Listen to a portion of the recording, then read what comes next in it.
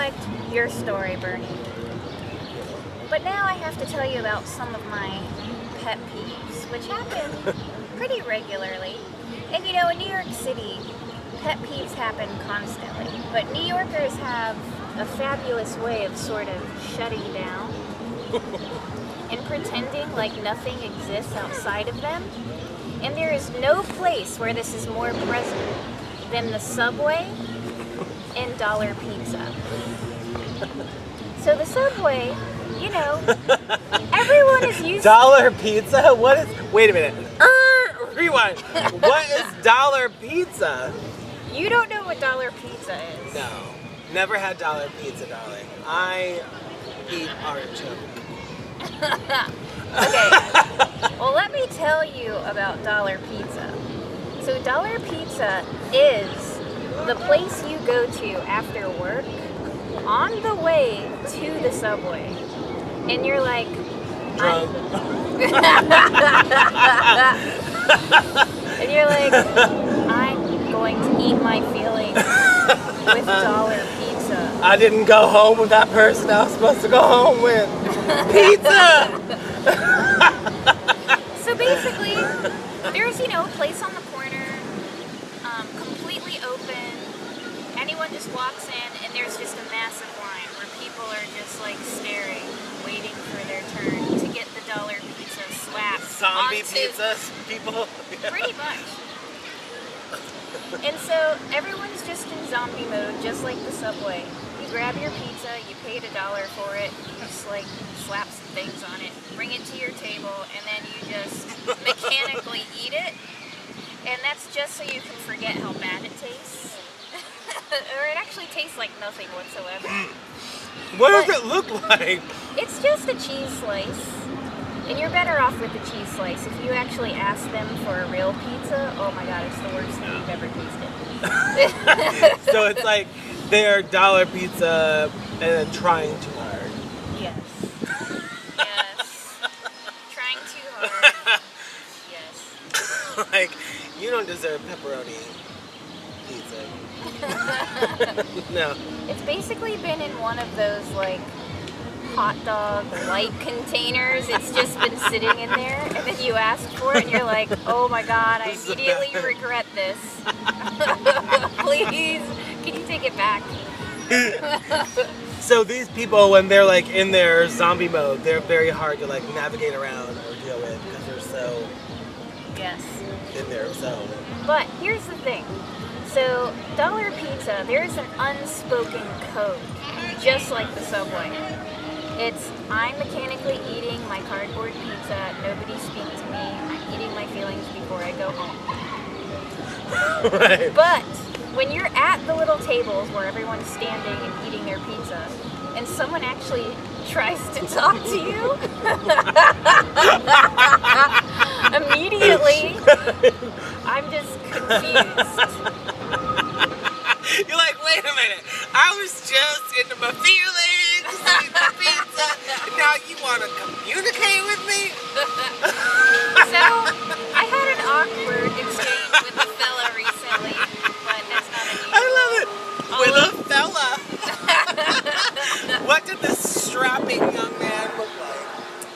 So, you know, he had a little bit of some love muffin spillage coming over his pants. Well, I'm not hating the love. And he actually looked like a nice fella, you know, with brown hair, had some glasses, kind of looked like he had just had a stressful day at work as well, similar to me. Eating his feelings. Eating his feelings. Through pizza. But then he decided to reach out to someone while eating his feelings. And that is not okay. It's not at all. And I made it so awkward that I hope it taught him a lesson. Do not speak to people while eating dollar pizza. At the end of a night. That probably didn't go as planned. So basically he just spoke and I just looked at him. You didn't do the zip. You just looked at him? I just looked at him. I couldn't say anything. I kept eating my pizza, and then I walked away. I think he went home. Work, preach. Gertie and her pizza feelings. No. But I mean, imagine. Let's say, so the same code that exists for dollar pizza exists on the subway. When Yeah. someone speaks to you on the subway, what's your reaction? Yeah, unless they're asking for directions or something, but if they're just, I assume that they're mentally ill right off the bat. Because I am a magnet for the mentally ill. Working in the field, they will come to me. So, Why you know. we're friends. You know, so just assume, just like they say for sex, just assume everyone's HIV, just assume everyone's mentally ill and you'll be fine, really. That's what I say. But isn't it weird? Like, has anyone ever just talked to you on the subway? No, not really. See, it's a code. It's a an code. It's definitely a unspoken code. It's definitely like no one really messes with me because I always have my sunglasses on and my book and the headphones. And I mean, I clearly look like do not talk to me. But still, the mentally ill will break through all those barriers and they will just project their shit.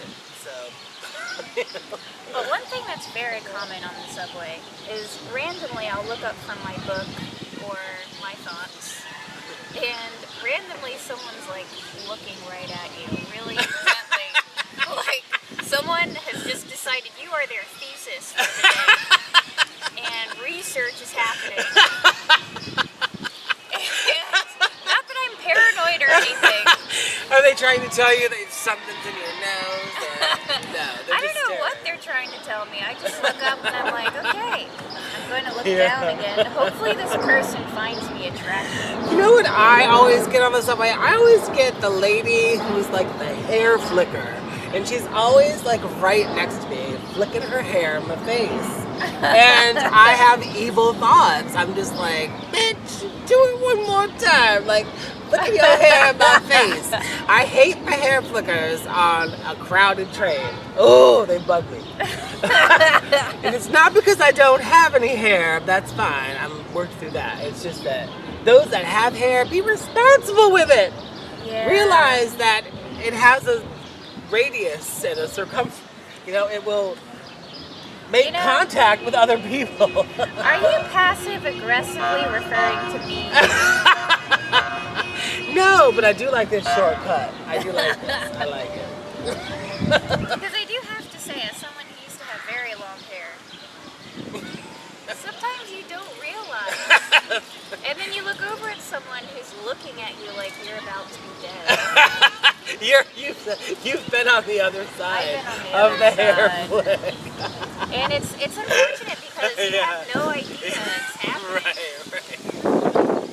But yeah, but I did become aware once a couple of people stared at me like, Like your hair's a whip. It's like, you know, it's a weapon. yeah.